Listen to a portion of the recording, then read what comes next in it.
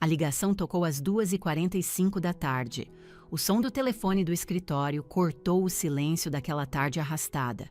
Era da escola, a enfermeira.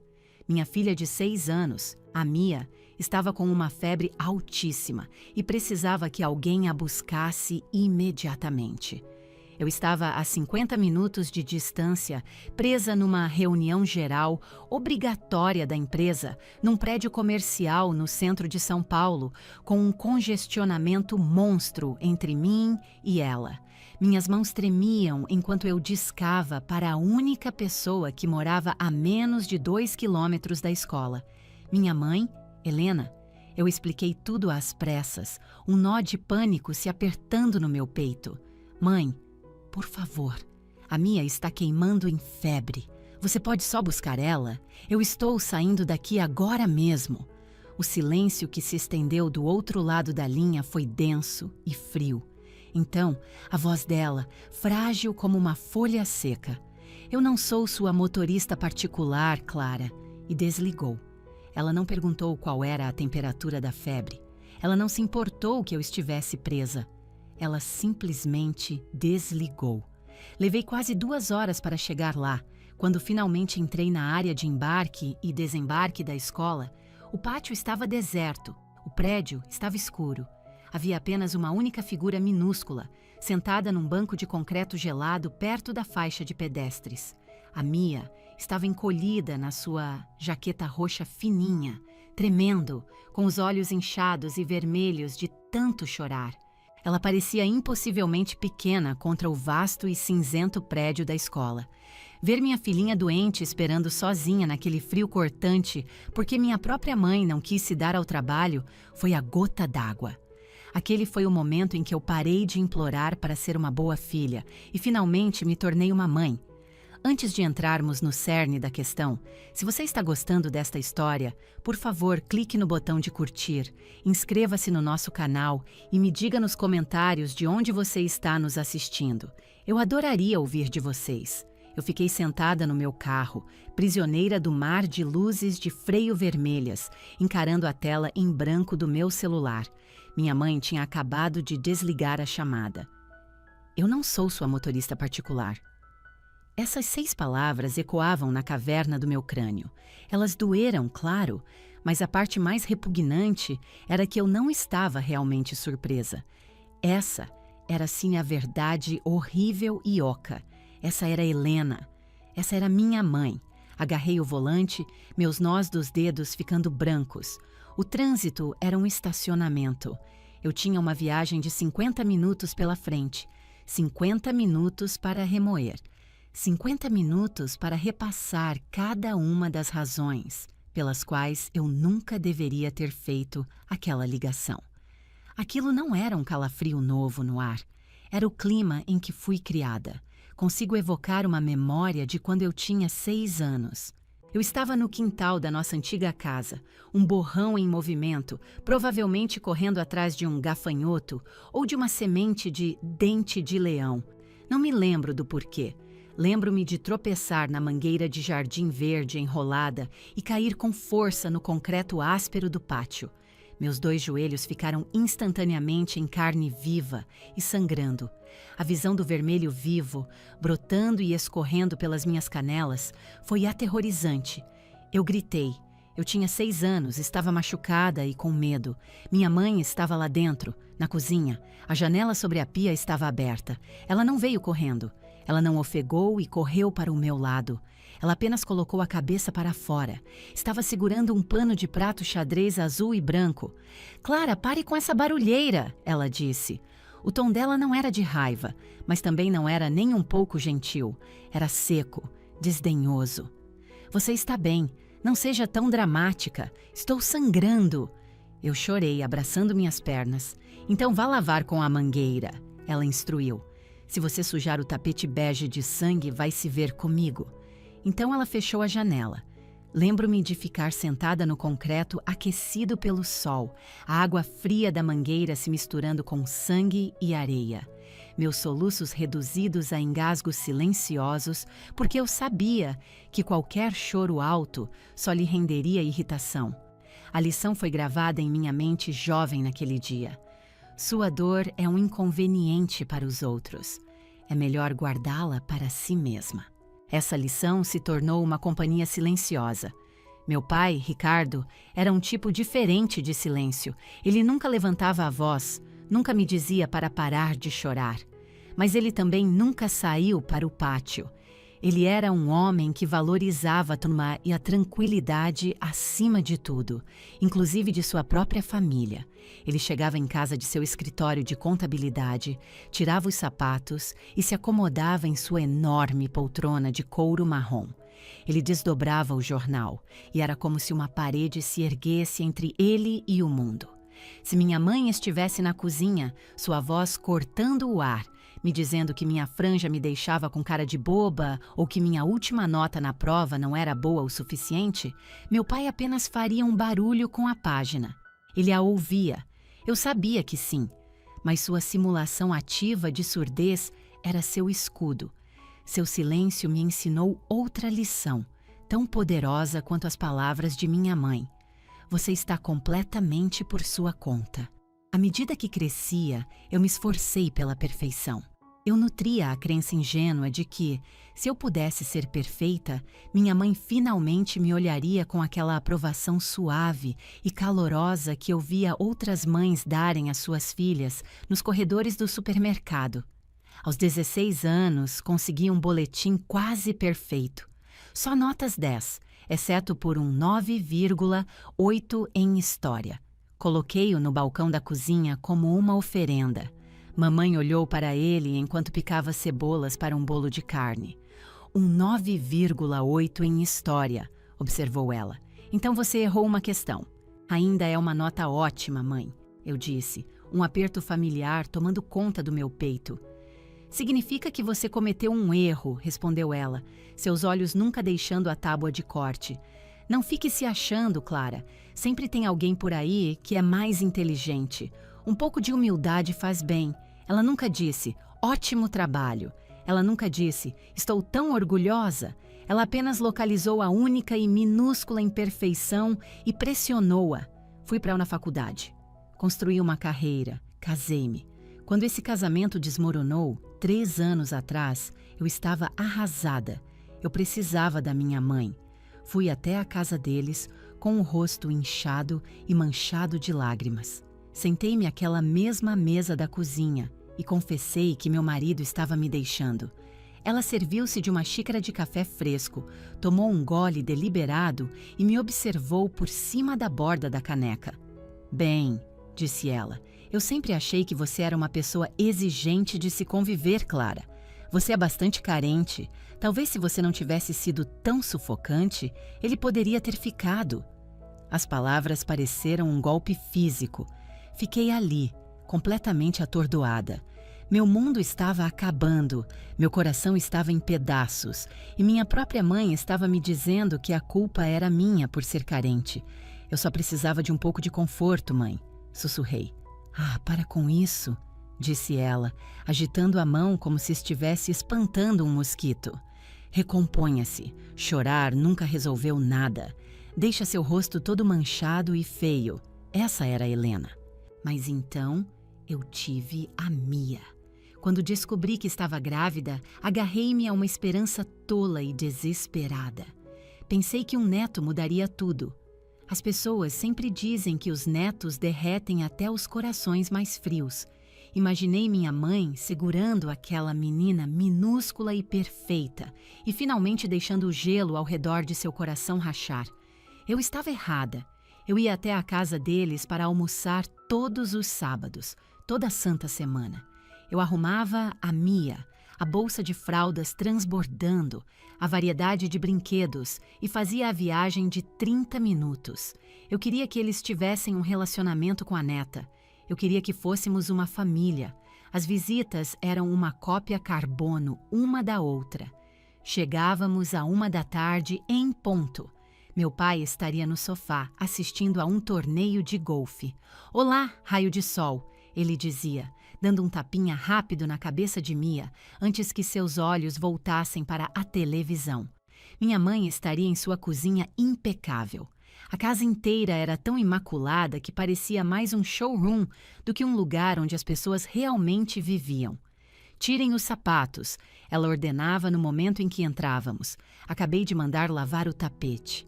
Ela não me abraçava, ela examinava a Mia. Ela está ficando doente? O nariz dela parece um pouco vermelho. Ela está bem, mãe, é só o frio lá fora.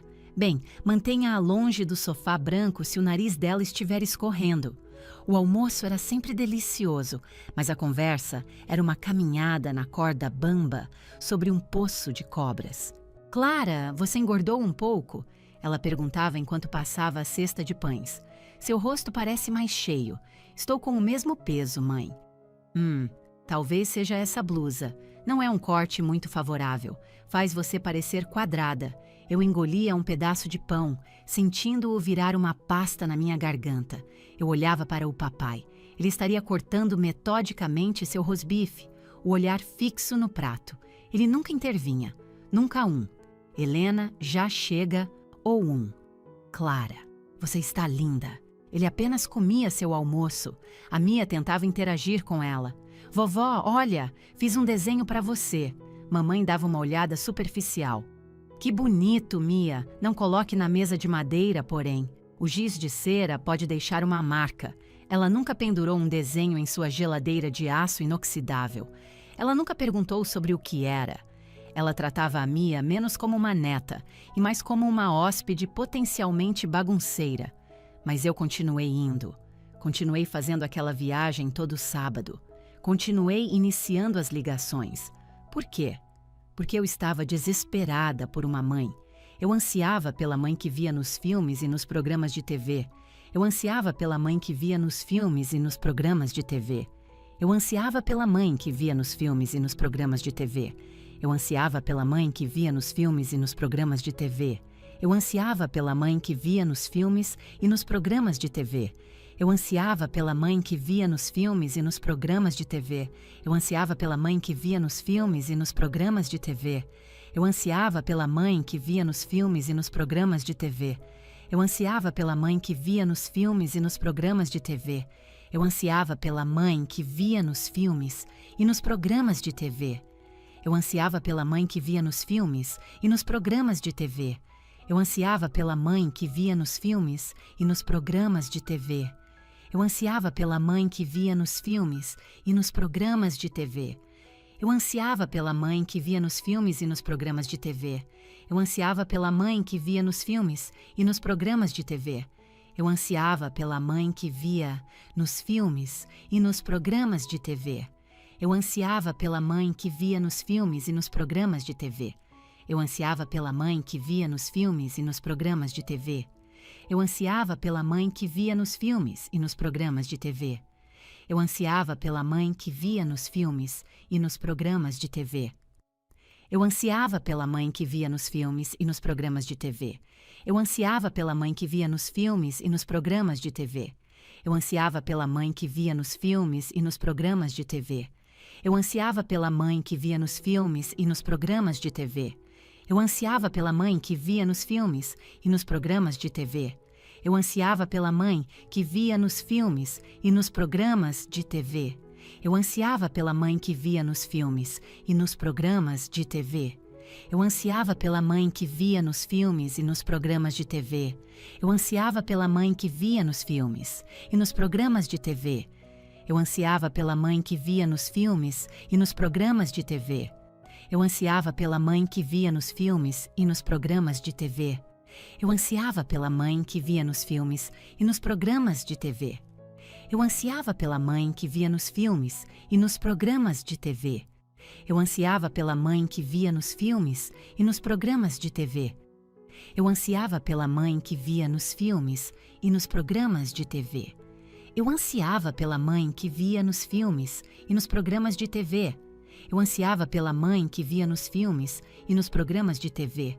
Eu ansiava pela mãe que via nos filmes e nos programas de TV. Eu ansiava pela mãe que via nos filmes e nos programas de TV. Eu ansiava pela mãe que via nos filmes e nos programas de TV. Eu ansiava pela mãe que via nos filmes e nos programas de TV.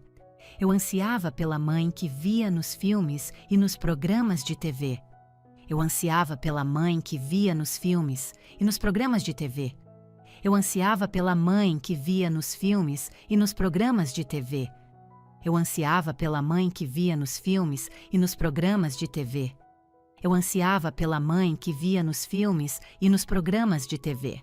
Eu ansiava pela mãe que via nos filmes e nos programas de TV. Eu ansiava pela mãe que via nos filmes e nos programas de TV. Eu ansiava pela mãe que via nos filmes e nos programas de TV. Eu ansiava pela mãe que via nos filmes e nos programas de TV. Eu ansiava pela mãe que via nos filmes e nos programas de TV. Eu ansiava pela mãe que via nos filmes e nos programas de TV. Eu ansiava pela mãe que via nos filmes e nos programas de TV. Eu ansiava pela mãe que via nos filmes e nos programas de TV. Eu ansiava pela mãe que via nos filmes e nos programas de TV. Eu ansiava pela mãe que via nos filmes e nos programas de TV. Eu ansiava pela mãe que via nos filmes e nos programas de TV. Eu ansiava pela mãe que via nos filmes e nos programas de TV. Eu ansiava pela mãe que via nos filmes e nos programas de TV. Eu ansiava pela mãe que via nos filmes e nos programas de TV. Eu ansiava pela mãe que via nos filmes e nos programas de TV. Eu ansiava pela mãe que via nos filmes e nos programas de TV. Eu ansiava pela mãe que via nos filmes e nos programas de TV.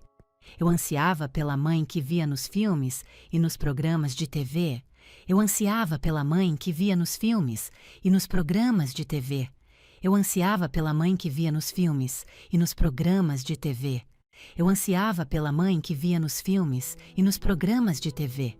Eu ansiava. Eu continuava dizendo a mim mesma que se eu apenas tentasse um pouco mais, se eu fosse um pouco mais agradável, se eu apenas aguentasse o suficiente, ela finalmente mudaria. Eu estava protegendo uma ilusão.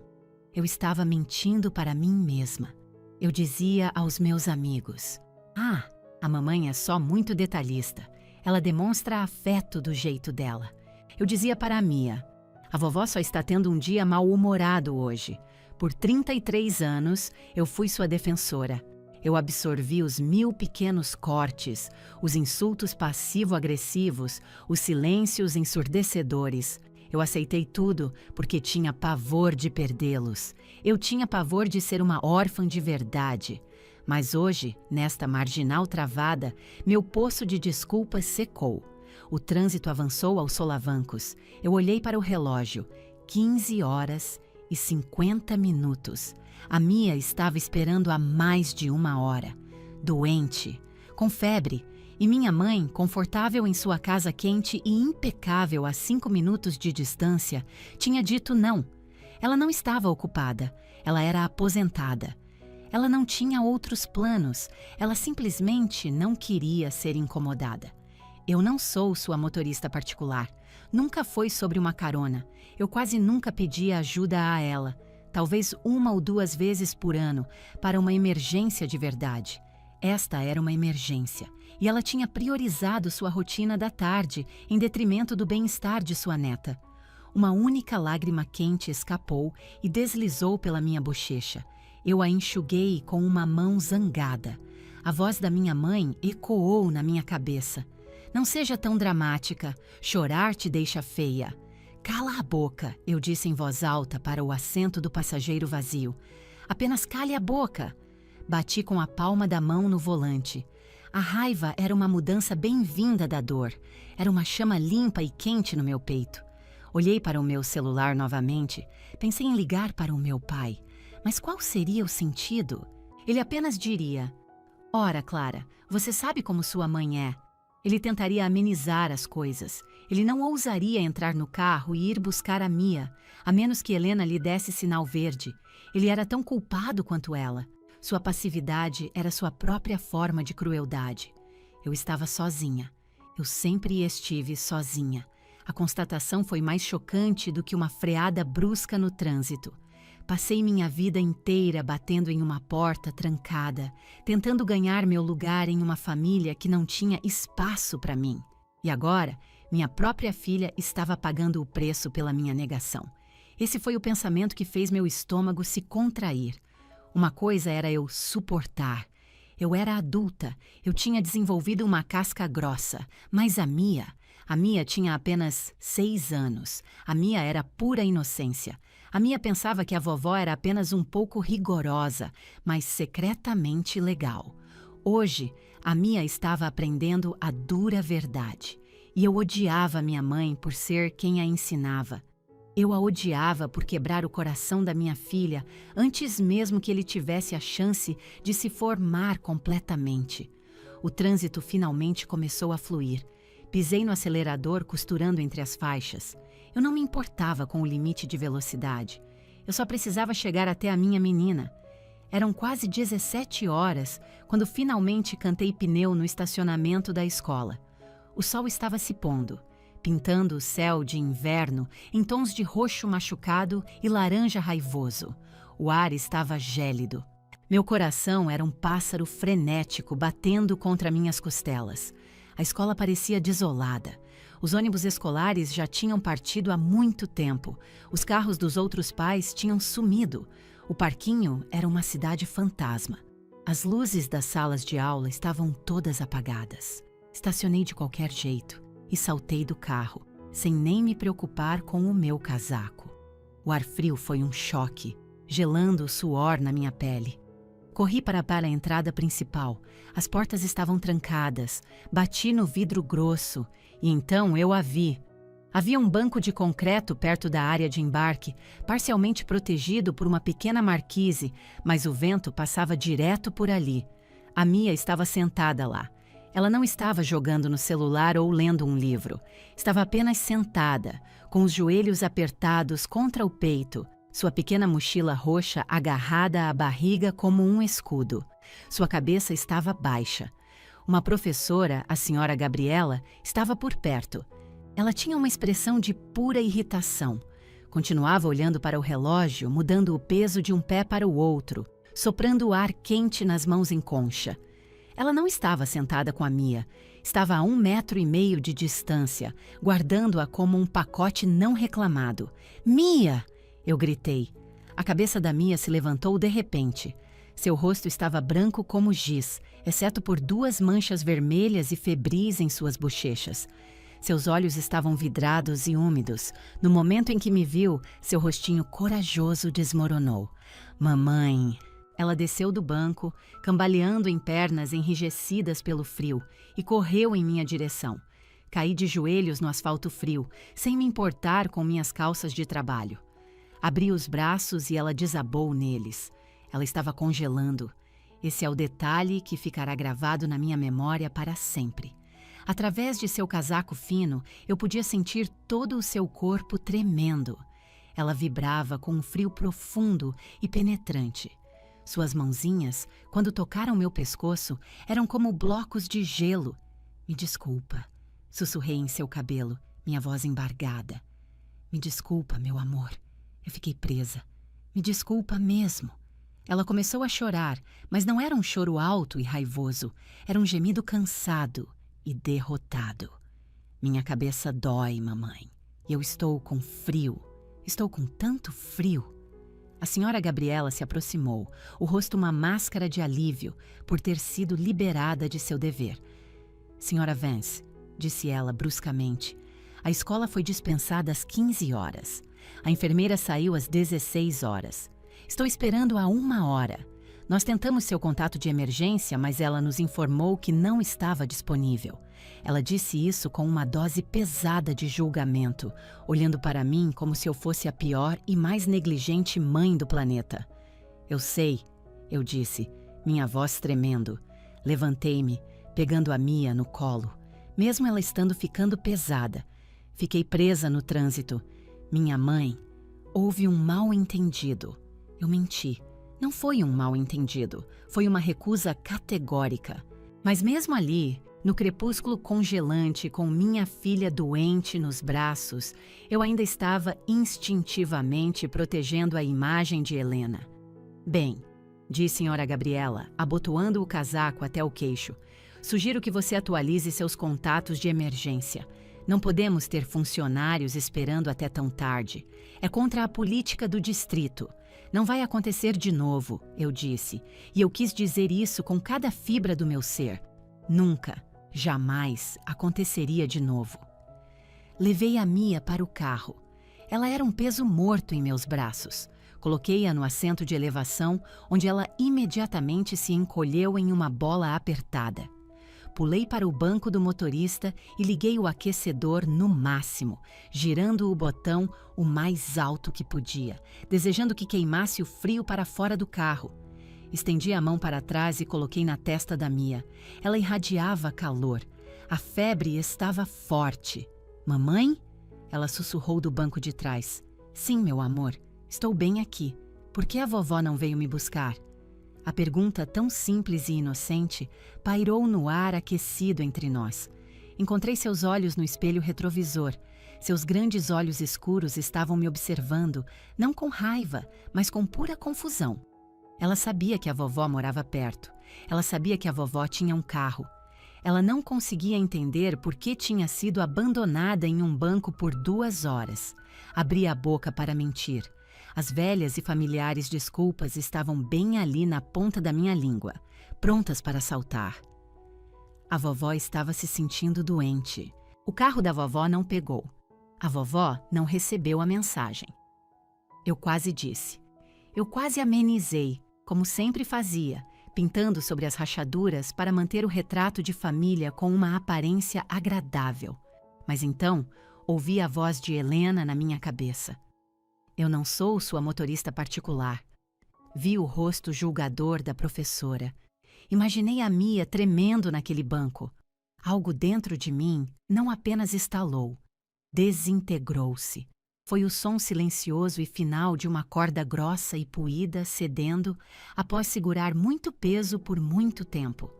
Percebi naquele momento que se eu mentisse para a Mia agora, eu a estaria ensinando que aquilo era aceitável. Se eu desse desculpas para a crueldade da minha mãe, eu estaria ensinando a minha filha que era normal as pessoas a tratarem daquela maneira. Eu a estaria ensinando a ser grata por migalhas de afeto. Eu a estaria ensinando que seu bem-estar não valia o esforço. Eu poderia aguentar o abuso por mim mesma, mas que me condenassem se eu passasse esse legado para mim, a minha filha. Eu não sei, querida, eu disse, minha voz suave, mas clara. Escolhi uma versão da verdade. A vovó decidiu não vir. A Mia ficou em silêncio por um longo tempo, enquanto o aquecedor rugia, enchendo o pequeno carro com um ar sufocantemente quente e seco. Ah, ela finalmente disse. Apenas essa palavra. Então, com uma voz minúscula, ela sussurrou. Podemos ir para casa agora? Sim, eu disse, engolindo um soluço. Estamos indo para casa, só nós duas. Dirigimos para casa no escuro. Parei em uma farmácia 24 horas para comprar ibuprofeno infantil e uma garrafa de Gatorade de uva. Levei-a para o nosso pequeno apartamento, troquei-a para seu pijama de unicórnio favorito e a coloquei na cama. Sentei-me ao lado dela na escuridão, acariciando seu cabelo até sua respiração se acalmar em um sono pesado e rouco. Ela estava aquecida agora, estava segura. Fui para a cozinha. O silêncio do apartamento era absoluto. Meu celular estava no balcão onde eu o havia deixado. Peguei-o. Não havia chamadas perdidas, nem mensagens. Minha mãe não tinha ligado para ver se eu tinha chegado à escola. Ela não tinha ligado para perguntar se a Mia estava bem. Meu pai também não tinha ligado. Eles provavelmente estavam em casa, jantando, talvez assistindo a um programa de TV. Estavam aquecidos, estavam confortáveis. Eles simplesmente não se importavam. Olhei para o nome do contato na minha tela. Mãe. Uma onda de luto, tão poderosa que me fez agarrar a borda do balcão, me invadiu. Eu estava de luto pela mãe que eu sempre quis, mas nunca tive. Eu estava de luto pelos 33 anos de esperança que eu teimosamente mantive. Percebi que não estava protegendo a paz. Eu estava protegendo um estado de negação. Eu era a única nesta família que estava realmente tentando. E hoje eu finalmente tinha perdido, ou talvez eu finalmente tivesse vencido, porque enquanto eu estava ali na quietude da minha própria cozinha, ouvindo o zumbido baixo da geladeira, eu sabia que tinha acabado. Eu não ia ligar e gritar. Eu não ia mandar uma mensagem passivo-agressiva. Eu não ia mais jogar o jogo distorcido dela. Fui até o grande calendário pendurado na parede. O próximo sábado estava circulado em caneta vermelha. Almoço na casa da mamãe e do papai. Peguei um marcador preto grosso. Fiz um traço pesado e decisivo sobre ele. Então fui para o sábado seguinte e o próximo. Risquei todos os sábados pelo resto do ano. Minha mão tremia, mas minha mente era um lago plácido. Eu cansei de implorar por migalhas de amor. Cansei de expor minha filha a pessoas que a viam como um inconveniente. O ponto de ruptura não foi uma explosão de fogo. Foi um silêncio profundo e empoderador. Coloquei a tampa de volta no marcador. Apaguei a luz da cozinha, fui para o quarto da Mia e deitei no tapete ao lado da cama dela. Passei a mão pelas grades e segurei sua mãozinha quente. Eu estou com você, sussurrei na escuridão adormecida. Eu estou com você. E isso é o suficiente. E pela primeira vez em toda a minha vida, eu realmente acreditei nisso. 3 dias se passaram. Pela primeira vez na minha vida adulta, não liguei para minha mãe.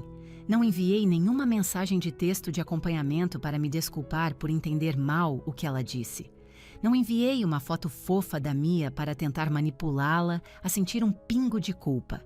Eu simplesmente parei. O silêncio foi ensurdecedor no início.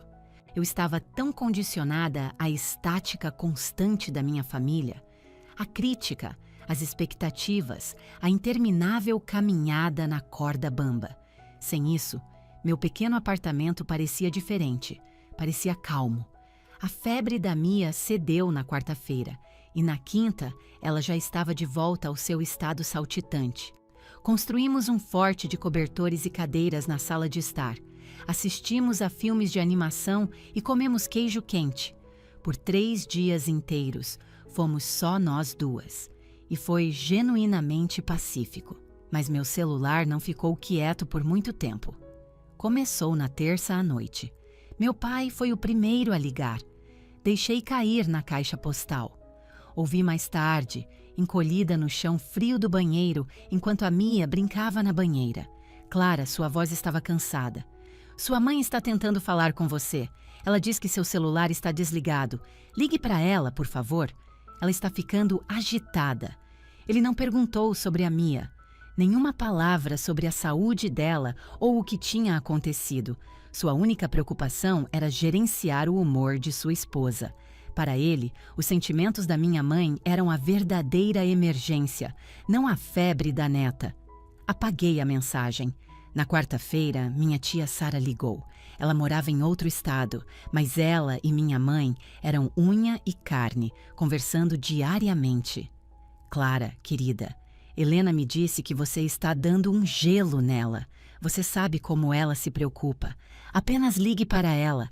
A vida é muito curta para guardar esses tipos de ressentimentos. Essa eu não apaguei. Guardei como um lembrete de quão profunda era essa ilusão familiar. Todos eles me viam como a rancorosa, a teimosa. Nenhum deles sabia ou se importava que uma criança de 6 anos tinha sido deixada tremendo em um banco de concreto. Em seguida, vieram as mensagens do círculo social da minha mãe, mulheres que eu conhecia desde criança. Sua mãe está tão triste por não ter notícias suas. Espero que esteja tudo bem com vocês. Outra dizia: Helena está morrendo de preocupação com você. Morrendo de preocupação. A ironia era tão amarga que me fez rir alto na minha cozinha silenciosa. Ela não estava preocupada comigo ou com a Mia. Ela estava preocupada por ter perdido o controle. Ela estava em pânico porque eu havia me desviado do roteiro. Eu deveria ter ligado a essa altura, rastejando de volta, implorando por seu perdão. Na quinta-feira, minha mãe finalmente tentou ligar. Ela ligou 4 vezes no espaço de 1 hora. Eu vi o nome dela piscar na tela. Mãe ligando. Meu coração costumava dar um pulinho de medo e esperança sempre que eu via aquilo. Talvez ela esteja só ligando para dar um oi. Talvez ela esteja de bom humor. Agora eu apenas sentia uma dormência profunda. Não bloqueei o número dela. Eu queria ver seus esforços. Cada vez que o telefone tocava e eu o deixava silenciar, sentia um pouco da minha própria força retornando. Era como exercitar um músculo que havia atrofiado. Eu não estava tentando puni-la, o que eles nunca entenderiam. Este silêncio não era uma arma, era um escudo. Eu estava me curando. Eu estava me desintoxicando de um vício de 33 anos em agradar uma mulher que era impossível de agradar. Olhei para minha filha, rindo de um desenho na TV, e percebi que ela estava feliz. Ela não tinha perguntado sobre a avó nenhuma vez desde aquela noite. A Mia não sentia falta das críticas casuais ou do tratamento frio. Ela estava bem, e se ela estava bem, eu estava bem. Na sexta-feira, voltei ao trabalho. Deixei a Mia na escola, acompanhando-a até a porta da sala de aula. Se você se sentir um pouquinho doente, eu disse, olhando-a diretamente nos olhos, você diz para sua professora me ligar. E eu virei. Não importa o que aconteça, ok? Ok, mamãe, disse ela, abraçando-me com força. Eu a vi pular para dentro da sala e ela não olhou para trás. Fui para o trabalho. Fiz meu trabalho. Voltei para casa. Não visitei meus pais naquele fim de semana. O sábado veio e se foi. Geralmente, as manhãs de sábado eram um nó de estresse. Correndo para vestir a Mia com algo bonito, assando um bolo rápido para que minha mãe não dissesse que eu cheguei de mãos vazias. Eu normalmente tinha dor de estômago às 10 da manhã. Neste sábado, ficamos de pijama até o meio-dia. Fizemos panquecas e sujamos a mesa de mel. E eu não me importei. Demos um longo passeio no parque. Meu telefone tocou à 1 da tarde, a hora exata em que costumávamos chegar na casa deles. Era meu pai. Deixei tocar. O sol estava brilhando. A Mia estava tentando fazer amizade com um esquilo. Respirei fundo o ar fresco e limpo. O mundo não tinha acabado porque eu pulei o almoço de sábado. O céu não tinha caído. Eu estava livre. Ou assim eu pensava. Mas em uma cidade pequena, você não pode ficar escondido para sempre. A colisão inevitável ocorreu em uma terça-feira à noite, uma semana após o incidente na escola. Eu precisava fazer compras. Geralmente, eu desviava do meu caminho para evitar o supermercado no bairro dos meus pais, mas era o único que vendia a marca específica de macarrão sem glúten em formato de dinossauro que a Mia amava. Achei que seria seguro. Eram 18h30. Meus pais jantavam às 18h em ponto. Eles deveriam estar em casa. Eu estava errada. Eu estava no corredor de produtos para a confeitaria. A Mia caminhava ao meu lado, segurando orgulhosamente sua própria cestinha de compras. Estávamos debatendo massas prontas de brownie. Podemos pegar-a com pedaços de chocolate extras, mãe? Mia implorou. Claro, eu disse pegando a caixa. Clara. A voz enviou um choque de gelo pelas minhas veias. Veio diretamente de trás de mim. Eu conhecia aquela voz. Conhecia seu tom preciso, a borda sutil e sempre presente de julgamento. Fechei os olhos por meio segundo, inspirei e me virei. Helena estava lá. Ela usava um casaco bege, parecendo, como sempre, ter saído de um catálogo. Seu cabelo estava perfeitamente penteado. Seu carrinho estava cheio de couve orgânica, água com gás e carne moída magra. Meu pai não estava com ela. Ela estava sozinha. Ela olhou para mim, então seu olhar caiu sobre a Mia. Seus olhos se arregalaram em um lampejo de surpresa, mas ela se recompôs instantaneamente, colocando sua máscara pública, aquela reservada para vizinhos e conhecidos da igreja. Bem, disse ela, agarrando sua bolsa, não tenho notícias suas há uma semana. Estava começando a pensar que você tinha se mudado. Nenhum olá, nenhum como você, está. Apenas uma acusação imediata. Eu me mantive firme. Não ofereci um sorriso. Estive ocupada, mãe, eu disse. Minha voz era uniforme e calma. Me surpreendeu como soava firme. Ela deu um passo mais perto invadindo meu espaço pessoal, seu perfume floral caro me envolvendo. Era um cheiro que eu costumava associar a conforto. Agora, apenas cheirava a ansiedade. Ocupada demais para retornar às ligações do seu pai, disse ela, sua voz baixando para um sussurro conspiratório para que os outros clientes não pudessem ouvir. Ele tem estado um poço de nervos. Você sabe que ele tem pressão alta, Clara. Você está sendo incrivelmente egoísta. E lá estava. O clássico desvio. A culpa era minha por meu pai estar preocupado. A culpa era minha por eles estarem infelizes. O papai sabe usar um telefone, eu disse secamente. E você também. Ela piscou, surpresa. Ela não estava acostumada a eu revidar, a eu encontrar seu olhar sem vacilar. Ela decidiu mudar de estratégia. Olhou para a Mia. A Mia tinha se pressionado contra minha perna. Ela não estava se escondendo, mas também não estava dando um passo à frente. Estava apenas observando sua avó com uma expressão completamente neutra. Não havia brilho de excitação, nem corrida para um abraço. Apenas uma menina de 6 anos observando uma quase estranha. Mia, minha mãe arrulhou, sua voz subindo uma oitava para um registro meloso e totalmente falso.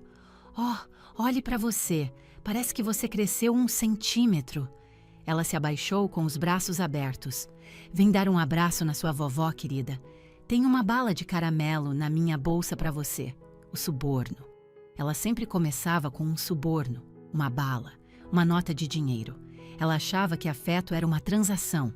A antiga Mia teria se lançado para a frente, ansiosa pelo abraço e pelo doce. Mas esta Mia se lembrava do banco frio. Ela se lembrava de tremer.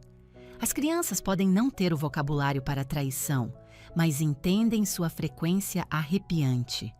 A Mia deu meio passo para trás. Ela não sorriu, não estendeu a mão. Não, obrigada, disse Mia.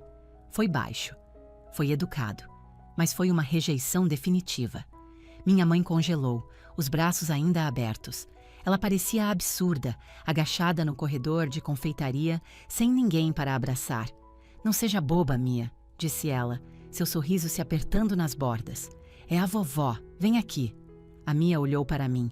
Não para Helena, para mim. Mãe, disse ela, posso ir escolher os confeitos agora? Ela virou as costas para a avó e trotou até a prateleira de decoração de bolos, estudando atentamente os potes de granulado colorido. Foi um momento de simplicidade devastadora. A Mia a havia dispensado. Ela havia decidido que um pote de açúcar colorido era mais interessante e mais importante do que Helena. Minha mãe se endireitou lentamente, um rubor vermelho e manchado subindo por seu pescoço. Seus olhos, quando encontraram os meus, ardiam de fúria. Você está ensinando ela a ser mal educada, ela sibilou. Isso é totalmente desrespeitoso, Clara. Você precisa disciplinar essa criança. Ela não está sendo mal educada, eu disse, minha voz ainda baixa. Ela está sendo honesta. Ela não quer um abraço. E por que isso? Helena exigiu. Por causa das mentiras que você tem contado a ela? Porque você está envenenando a mente dela contra a própria família? Não, eu disse. É porque você a deixou em um banco congelante por 2 horas na semana passada. Minha mãe acenou com a mão com desdém. Ah, pelo amor de Deus! Ainda estamos nisso? Eu te disse, não sou babá. Você precisa aprender a gerenciar sua própria agenda. Isso não te dá o direito de nos cortar. Ela ajeitou o casaco, reafirmando sua autoridade. Ela olhou para o carrinho. Estamos esperando vocês para o almoço no sábado, anunciou ela, assumindo seu papel de comandante-chefe. A Sarah vem, não se atrase, e coloque um vestido na Mia, não essas leggings. Ela começou a se virar, confiante de que havia restabelecido a hierarquia e que eu me curvaria. Mãe, eu disse. Ela parou e olhou por cima do ombro. Nós não vamos. Ela franziu a testa. O quê? Nós não vamos no sábado, repeti, falando cada palavra com precisão. Eu não queria espaço para interpretação errada. Não seja tão dramática, Clara. Você vai superar essa birra até lá. Não é uma birra, eu disse. Olhei para a Mia, que estava feliz segurando 2 potes diferentes de confeitos. Nós não vamos neste sábado, nem no sábado seguinte. Respirei fundo e proferi a frase final. Você não é bem-vinda em nossas vidas agora, mãe. O silêncio que caiu no corredor foi pesado e absoluto. A música alegre do supermercado pareceu desaparecer. O rosto da minha mãe se contorceu através de uma série de emoções. Primeiro, choque. Sua boca se abriu ligeiramente. Ela não conseguia processar as palavras. Depois, incredulidade. Ela olhou para mim como se eu tivesse começado a falar em línguas. E finalmente, por um segundo fugaz e nu, eu vi medo. Medo real e genuíno. Ela percebeu que não era um jogo. Ela percebeu que seu poder havia evaporado. Ela percebeu que era apenas uma mulher idosa com um carrinho cheio de couve e sua filha e neta estavam se afastando dela. Você não pode fazer isso, ela sussurrou. Eu sou sua mãe. Eu sei, eu disse. E eu sou a mãe da Mia. E agora, isso é mais importante. Virei as costas para ela. Vamos, Mia, chamei. Vamos pegar aqueles brownies. A Mia correu, jogando seus confeitos em nossa cesta. Caminhamos em direção à frente da loja. Eu podia sentir os olhos de Helena queimando nas minhas costas. Eu esperava que ela gritasse, que fizesse uma cena pública, mas ela não fez. Ela apenas ficou lá no corredor, completamente sozinha. Minhas mãos tremiam enquanto eu colocava nossos itens na esteira do caixa. Meu coração era um solo de bateria contra minhas costelas. Senti náuseas. Mas também senti outra coisa, algo novo. Senti-me alta. Pela primeira vez em meus 33 anos, eu não tinha cedido. Eu não tinha pedido desculpas. Eu havia traçado uma linha e estava firmemente do outro lado dela com minha filha. Saí para o ar fresco da noite, que fez bem às minhas bochechas quentes. A vovó ficou brava? Mia perguntou enquanto eu a prendia no cinto. Um pouquinho, admiti. Tudo bem, disse Mia olhando pela janela. Ela meio que está sempre brava de qualquer jeito. Entrei no banco do motorista e ri. Foi uma risada real e sem restrições desta vez. É, eu disse. Ela está. Dei partida no carro e saí do estacionamento. Não olhei no retrovisor. Não verifiquei se ela estava observando da entrada da loja. Eu cansei de olhar para trás. Naquela noite, meu celular vibrou incessantemente. Vibrava contra a mesinha de cabeceira como uma vespa raivosa e presa. Eu sabia quem era. O confronto no supermercado havia acendido um longo pavio. Minha mãe tinha ido para casa, sem dúvida tecendo uma história para meu pai, na qual eu havia gritado com ela e a Mia tinha feito birra. Ela se colocaria como a vítima. Era o papel que ela havia aperfeiçoado. Coloquei meu celular no modo não perturbe e fui dormir. Na manhã seguinte, ouvi as mensagens de voz tomando uma xícara de café. A cozinha estava pacífica. A Mia comia uma tigela de cereal, suas pernas balançando alegremente sob a cadeira. A primeira mensagem era do meu pai. Clara, atenda o telefone. Sua mãe está histérica. Ela disse que você a humilhou em público. Você precisa ligar para ela e se desculpar agora mesmo. Isso já foi longe demais. A voz dele era severa, a que ele usava quando eu era uma adolescente que tinha perdido o horário. Ele estava tentando reafirmar sua autoridade. Ele não pediu meu lado da história. Ele só queria que o barco parasse de balançar. A segunda mensagem, deixada 1 hora depois, era dele novamente. Seu tom havia mudado. Estava mais suave agora. Suplicante. Clara, por favor, você já provou seu ponto. Sua mãe está um caco. Ela chorou no quarto a noite toda.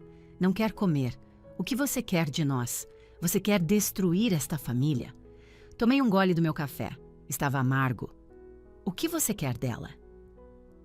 Eu queria uma mãe que busca sua neta doente na escola, mas como isso era impossível, eu não queria nada. Não liguei de volta. Então, os mensageiros chegaram, as pessoas que uma pessoa tóxica recruta para fazer seu trabalho sujo. Minha prima Sara ligou. Sara era 5 anos mais velha e sempre fora a filha boa na família estendida. Ela nunca balançava o barco. Vivia sua vida em perfeita sintonia com o que a família esperava. Clara, disse ela quando atendi.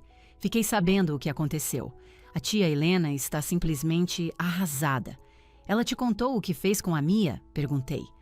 Ela disse que houve um mal-entendido sobre uma carona, disse Sara suavemente.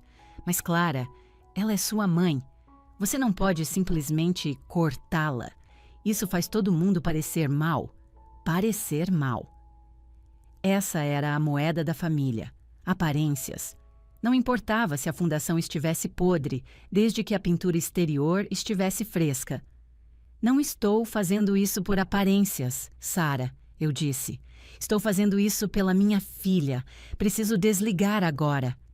Bloqueei o número de Sara. Por uma semana, a campanha de pressão se intensificou. Eles tentaram a culpa, tentaram a raiva, tentaram a vergonha. Quando nada disso funcionou, eles jogaram sua cartada final, o dinheiro. Chegou em uma quinta-feira, em um envelope grosso, cor de creme, com o endereço do remetente do escritório de advocacia da família. Reconheci o nome do advogado, Dr. Medeiros.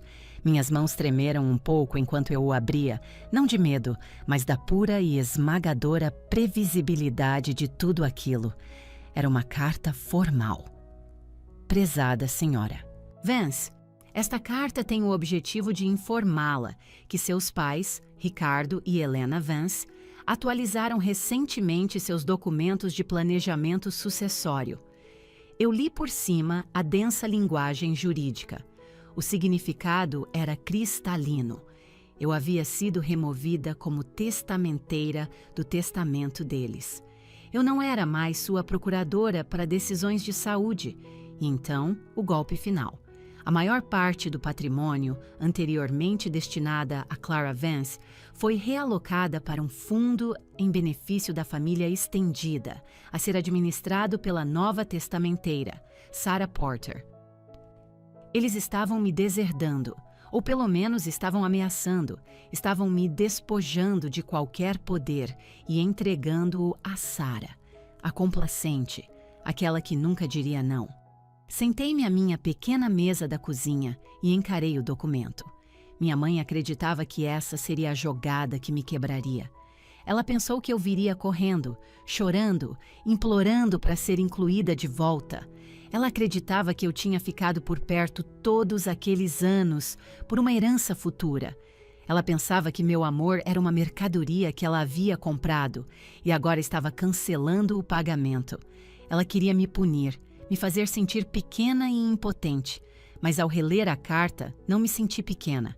Senti-me leve. Comecei a rir.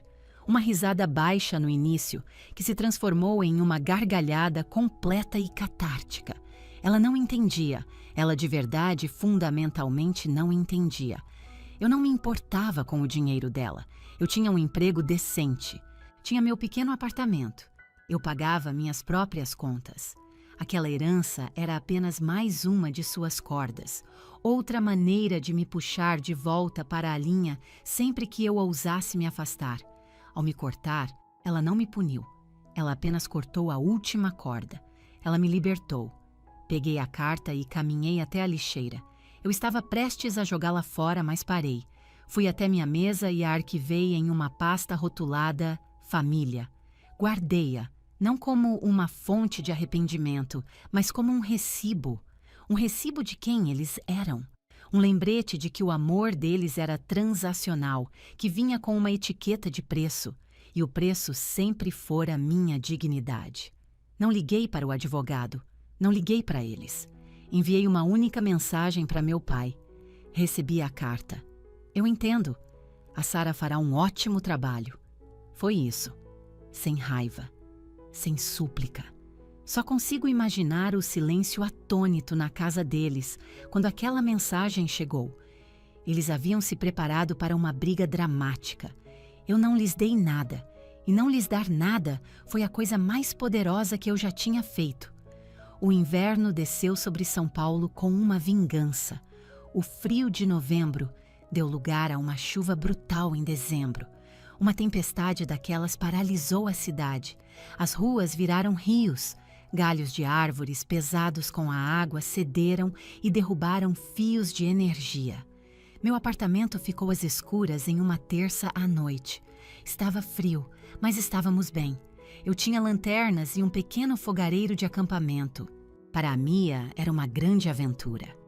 Construímos um ninho de cobertores na sala de estar e lemos histórias à luz de velas. Estávamos aquecidas, estávamos seguras. Meu celular estava totalmente carregado. Deixei-o ligado por via das dúvidas. Às 23h30, ele tocou, sua tela iluminando o quarto escuro. Pai ligando. Encarei o aparelho. Eu não falava com ele desde a mensagem sobre o testamento 3 semanas antes. Meu estômago se contraiu. Uma ligação tarde da noite nunca é boa notícia. Atendi. Alô? Clara?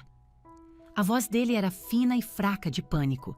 Ele respirava com dificuldade. Eu podia ouvir o vento uivando do lado dele da linha. Clara? Graças a Deus. O que há de errado, pai? Perguntei. Minha voz calma, o instinto de cuidadora entrando em ação antes que eu pudesse pará-lo. É sua mãe, disse ele. A energia acabou. Ela foi até a varanda dos fundos para verificar o gerador. Ela escorregou no piso molhado. Sentei-me mais ereta. Ela está bem? Eu não sei, ele gaguejou. Ela caiu da escada da varanda. Ela não consegue se levantar. Ela acha que quebrou o tornozelo, talvez o quadril. Ela está com muita dor, Clara. Ela está gritando. Ligue para o 192, eu disse, minha voz firme. Eu liguei, ele gritou. Eles disseram que as ruas estão intransitáveis, estão sobrecarregados com acidentes. Disseram que pode levar horas. Não podemos esperar horas. Ela está congelando, Clara. Ela está deitada na chuva. Você consegue trazê-la para dentro?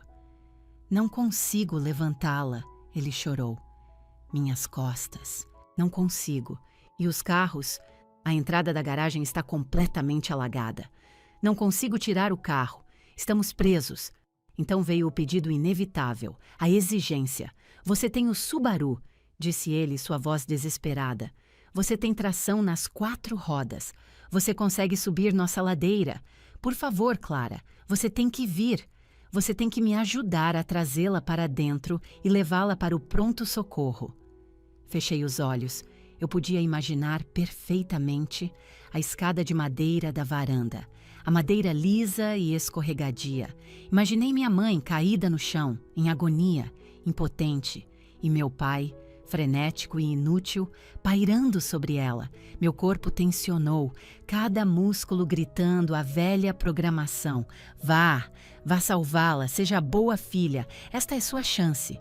Se você a salvar, talvez ela finalmente te ame. Comecei a empurrar os cobertores das minhas pernas. Clara, meu pai gritou, você vem? E então eu parei. Uma memória brilhou em minha mente, tão clara que era vertiginosa. Eu vi a Mia, minha filha de 6 anos, sentada em um banco de concreto no crepúsculo. Eu a vi tremendo. Ouvi a voz da minha mãe, tão fria e afiada quanto a chuva lá fora. Eu não sou sua motorista particular. Ela havia deixado minha filha doente no frio porque não queria ser incomodada. E agora era ela quem estava no frio. Não era sobre vingança. Eu não queria que ela se machucasse. Mas percebi algo profundo, a luz bruxuleante da minha sala de estar. Eu não era mais o contato de emergência deles. Eu não era a serva deles. Eu era uma mãe com minha própria filha para proteger. Se eu saísse agora, teria que acordar a Mia. Teria que arrastá-la para fora de seu ninho quente e para dentro de uma tempestade. Teria que colocá-la em um carro em estradas traiçoeiras e alagadas. Eu estaria arriscando a segurança da minha própria filha para resgatar a mesma mulher que não demonstrou o menor respeito por ela. Olhei para a Mia, dormindo pacificamente sob a montanha de cobertores, sua respiração suave e regular. Ela estava segura. Eu a havia deixado segura. Minha escolha era clara. Não, eu disse. O silêncio do outro lado da linha foi absoluto. O quê? Meu pai sussurrou. Não, eu disse novamente, minha voz mais forte agora. Eu não vou, pai, mas ela está machucada, ele gaguejou. Ela é sua mãe. Eu sei, eu disse. E as ruas estão perigosas. Tenho a Mia aqui. Não vou acordá-la e dirigir em meio a um alagamento. Não é seguro. Clara, você não pode estar falando sério. Ela precisa de você. Cubra-a com cobertores e espere pela ambulância. Instruí. Eles são os profissionais. Eu não sou. Sua ingrata... Ele começou a gritar, a máscara do pai passivo e gentil, escorregando para revelar a raiva por baixo. Depois de tudo que fizemos por você, se você não entrar no seu carro agora mesmo, nem pense em voltar aqui, nunca mais. Ok, eu disse. Boa sorte, pai. Eu realmente espero que ela fique bem. Desliguei a chamada, encarei a tela preta. Meu coração martelava, mas não era de culpa. Era a vibração de pura adrenalina. Eu tinha feito isso. Eu tinha dito o não definitivo. Preparei-me para a onda esmagadora de culpa, a sensação de ser um monstro, mas ela nunca veio. Em vez disso, senti-me razoável. Lógica. Por que eu deveria arriscar minha vida? E mais importante, a vida da minha filha, por pessoas que não levantariam um dedo por mim? Um relacionamento é uma via de mão dupla. Eles haviam colocado uma placa de rua fechada do lado deles anos atrás. Eles não podiam exigir que todo o tráfego fluísse em uma única direção, apenas quando lhes convinha. Desliguei meu celular completamente. Deitei-me de volta no chão ao lado da Mia e puxei o edredom até o queixo. O vento uivava, sacudindo as janelas. Em algum lugar, a quilômetros de distância, meus pais estavam lidando com as consequências de seus próprios atos. Estavam enfrentando uma crise sozinhos, assim como me forçaram a fazer, vez após vez. Estendi a mão e descansei na costa da Mia. Ela estava tão quentinha. Eu não sou sua motorista particular, sussurrei na escuridão. E então, um pequeno e milagroso sorriso tocou meus lábios. Adormeci. Tive um sono profundo e sem sonhos. Pela primeira vez em tanto tempo quanto consigo me lembrar, não acordei com um nó de ansiedade no estômago. Dormi o sono de uma mulher que finalmente largou um fardo que nunca deveria ter carregado. Na manhã seguinte, o sol surgiu, sua luz nítida e brilhante sobre a paisagem encharcada. Não liguei para meus pais. Verifiquei o site de notícias local. Não havia relatos de incidentes graves no bairro deles. Eu sabia que a ambulância tinha eventualmente chegado. Isso era o suficiente. Liguei para a Jéssica. A Jéssica é minha melhor amiga desde a faculdade. E ela é tudo o que minha mãe não é. Calorosa, barulhenta, bagunceira e ferozmente gentil. Vista-se, Jéssica ordenou quando recontei os eventos da noite. Vamos tirar você e a Mia desse apartamento. As ruas principais já estão secas. Vamos ao Museu de Ciências. Hesitei. Não sei, Jéssica. Sem desculpas. A Mia precisa queimar um pouco de energia e você precisa de um café com leite que não tenha vindo de um fogareiro. Chego aí em 20 minutos. Nós fomos. Foi exatamente o que precisávamos. O museu era uma cacofonia de barulho alegre e luzes brilhantes. A Mia correu de uma exposição para outra, seu rosto uma máscara de puro deleite. Eu não a via rir com tanta alegria desinibida há semanas. Jéssica e eu a seguíamos, tomando nossos cafés. Você fez a coisa certa, disse Jéssica, seus olhos na Mia. Você sabe disso, não sabe? Pareceu duro, admiti. Deixá-los daquele jeito. Eles te deixaram no escuro por 33 anos, Clara. Disse Jéssica, colocando a mão no meu braço.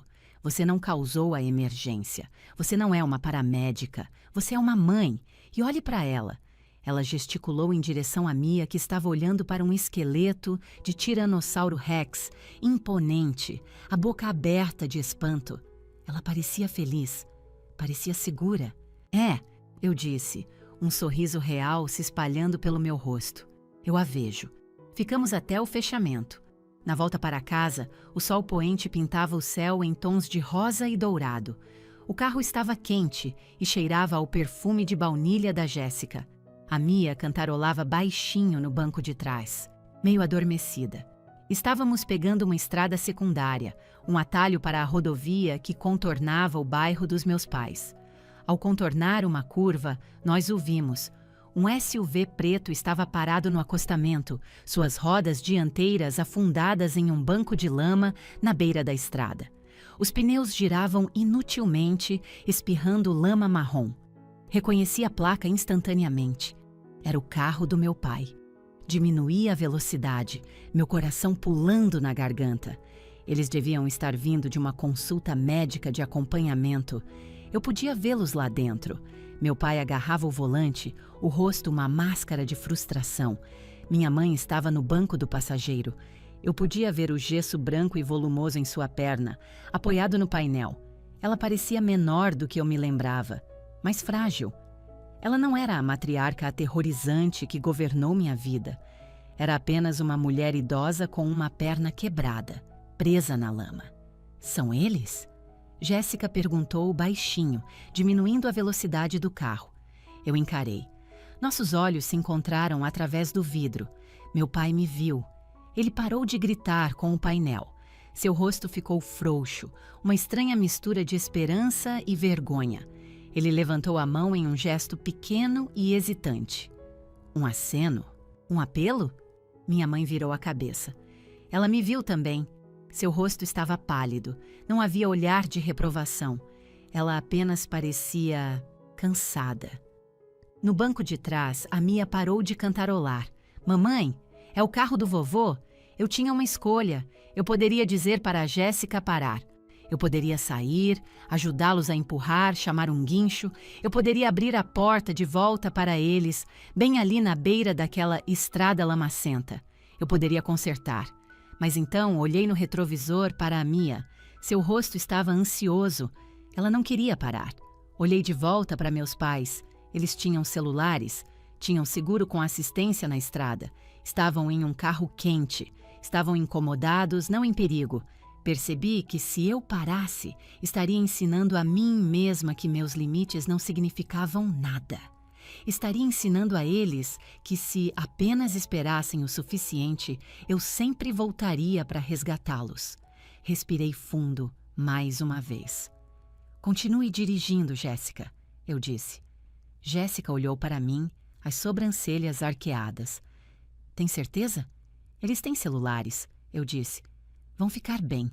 Encontrei os olhos do meu pai uma última vez. Não sorri, não acenei. Apenas dei um único e lento aceno de cabeça. Um reconhecimento, não um resgate. Jéssica pisou no acelerador. Nós passamos. Eu os observei no espelho lateral encolhendo, até que se tornaram apenas uma forma preta em um mar de branco. E então eles sumiram. Mamãe, a gente não parou, disse a Mia. Sua voz era uma mistura de confusão e alívio. Não, meu amor, eu disse, virando-me para sorrir para ela. O vovô e a vovó conseguem resolver. Estamos indo para casa fazer tacos. Ok, disse ela e voltou a cantarolar. Acomodei-me de volta no meu assento. Esperei pela culpa. Procurei por ela, mas tudo que consegui encontrar foi paz. Semanas se transformaram em um mês. A neve derreteu e o inverno cinzento e sombrio deu lugar a uma primavera úmida e verde. Minha vida encontrou um novo ritmo, mais silencioso. Não falei com meus pais ou minha prima. Concentrei-me no meu trabalho e na Mia.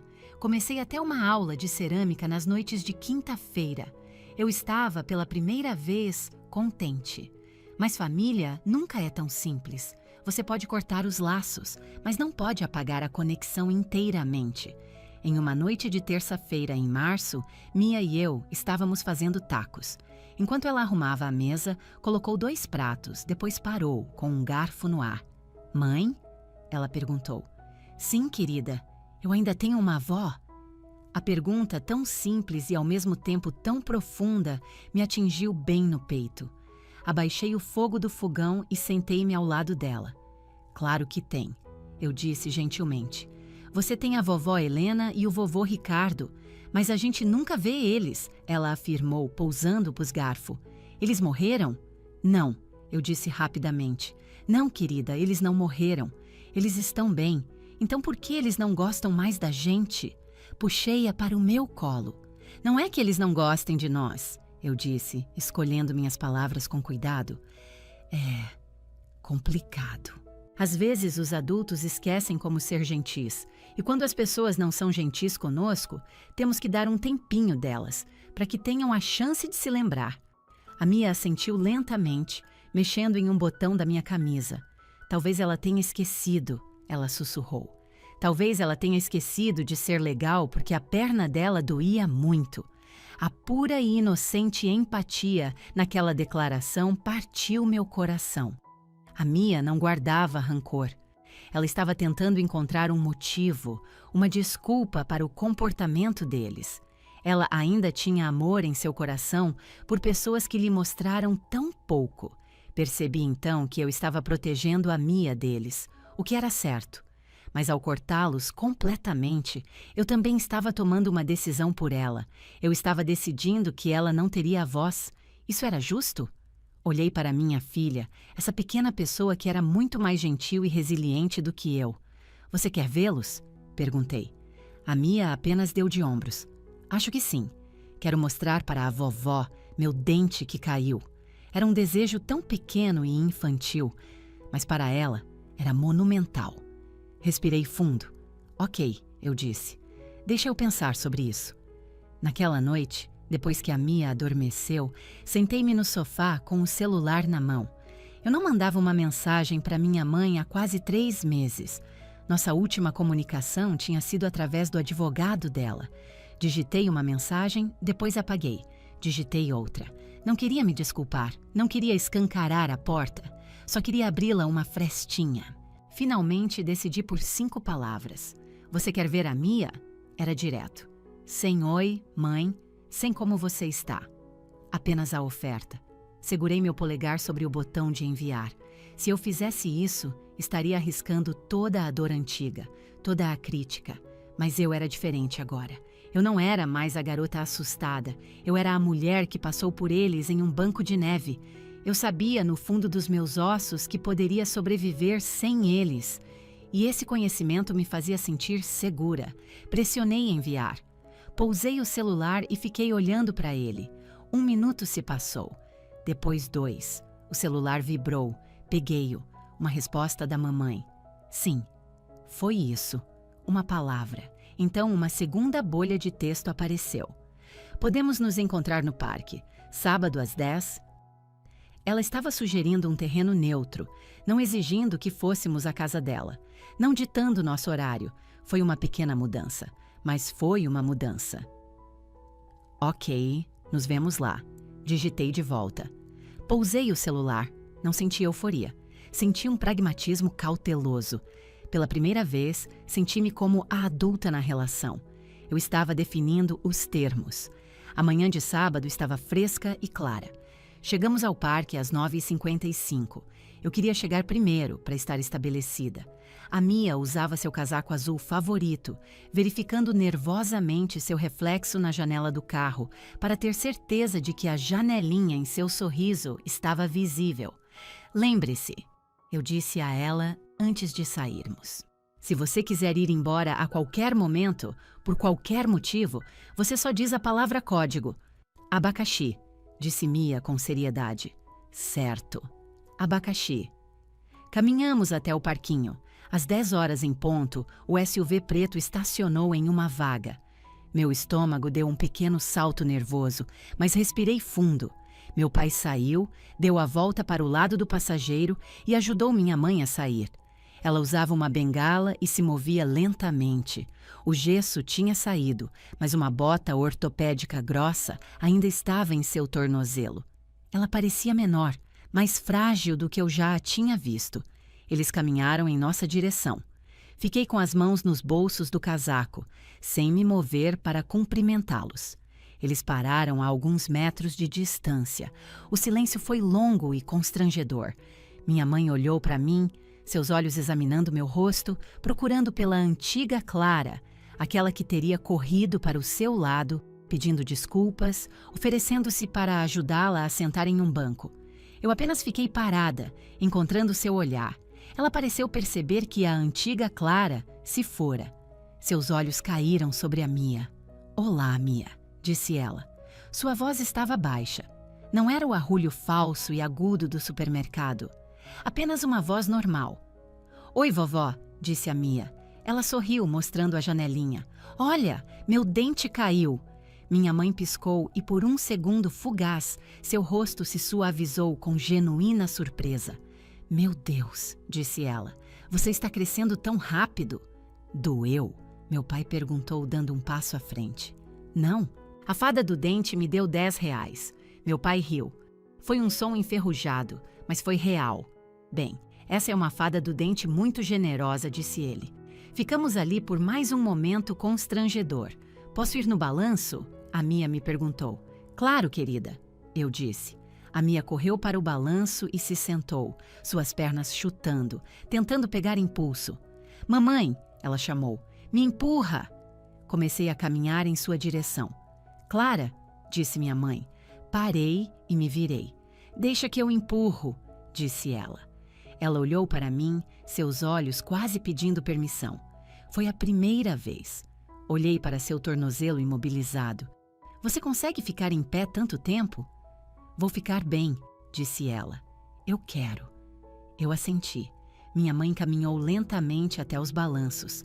Ela enganchou a bengala na barra superior do conjunto, ficou atrás da Mia e colocou as mãos em suas pequenas costas. Ela deu um empurrão suave. "Mais alto, vovó!" a Mia gritou. "Segure firme", disse minha mãe. Ela empurrou novamente, gentilmente, cuidadosamente, quase reverentemente. Fiquei perto do banco com meu pai. Não falamos sobre a briga ou o testamento. Falamos sobre o tempo e o carro dele. O silêncio entre nós não estava mais vazio. Parecia uma trégua. Observei minha mãe empurrando minha filha. Ela não estava dizendo para a Mia sentar-se ereta ou segurar as correntes corretamente. Ela estava apenas empurrando. Ela olhou para mim e nossos olhos se encontraram do outro lado do parquinho. Ela não sorriu, e eu também não. Mas houve um aceno de cabeça, um reconhecimento minúsculo, quase imperceptível. Ela entendeu as novas regras. Ela sabia que, se fosse cruel, nós iríamos embora. Ela sabia que eu não tinha mais medo dela. E porque eu não tinha mais medo de ir embora, eu podia finalmente escolher ficar. Ficamos por 1 hora. Quando chegou a hora de ir, não houve abraços forçados. "Tchau, Mia", disse minha mãe. "Dirija com segurança, Clara." "Tchau, mãe", eu disse. Dirigimos para casa. Mais tarde, naquela semana, eu estava arrumando a cozinha e vi um novo desenho colado na geladeira. Era de giz de cera. 5 figuras de palito em um gramado verde sob um sol amarelo. Uma alta para mim, uma pequena para a Mia, uma média para o vovô e uma para a vovó, segurando um pequeno pauzinho marrom para sua bengala. Ao lado deles havia um balanço. Não era uma obra-prima. As linhas eram tortas, mas pela primeira vez em 33 anos, olhei para uma foto da minha família e não senti enjoo. Não era um final de conto de fadas. Minha mãe provavelmente sempre seria uma pessoa difícil. Meu pai provavelmente sempre seria passivo. Mas eu era diferente. Eu havia construído um muro e, em seguida, instalado um portão. Eu segurava a única chave. Eu podia abri-lo quando quisesse e podia trancá-lo sempre que precisasse. Toquei o desenho na geladeira. "Que bonito, querida", eu disse para a sala vazia. E era o suficiente. Fim da história.